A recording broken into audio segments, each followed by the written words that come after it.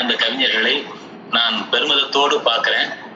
அதாவது மெல்ல தமிழினி சாகும் என்றெந்த பெயரை உரைத்தான்னு பாரதியார் இன்னைக்கு சொன்னாரு. அது அவ்வளவு கடும் கோபம் அவருக்கு. அன்றைக்கு அவர் சொன்னது போல என்றைக்கும் தமிழ் சாகாது, அதை தூக்கி நிறுத்துகிற விருதுகளாக நாங்கள் இருப்போம் என்று சொல்லுகிற அந்த நிலையில இன்றைக்கு கவிஞர்கள் எல்லாம் அவ்வளவு அழகான கவிதைகளை இங்க வந்து கொடுத்தாங்க. நிறைய பேருடைய கவிதைகளை கூட சொல்லலாம், இங்க ரொம்ப சிறப்பா சொன்னாங்க. அதுல என்னன்னா ஒவ்வொருத்தரையும் சொன்னா இப்போ முடிவு சொல்றது மாதிரி ஆயிடக்கூடாது அப்படிங்கிறதுனால, ஆனா அற்புதமான கவிதைகள்.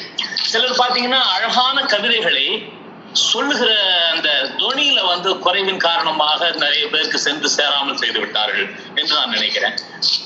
இன்னொன்னு, இதுல வந்து கவிஞர் வெற்றி செல்வி அவர்கள், அவங்களுடைய ஒவ்வொரு வரியுமே எனக்கு பிடிச்சிருந்தது. ஏன்னா அவ்வளவு அழகா அவங்க அந்த கவிதைகளை எடுத்தாண்ட விதம், ஓசோனை தைக்கும் ஊசிகள் மரங்கள் என்று சொன்ன விதம், அவங்க ஒவ்வொரு வரியையும் வீணாக்காமல் மிக கச்சிதமாக பயன்படுத்தினார்கள் என்று நான் நினைக்கிறேன்.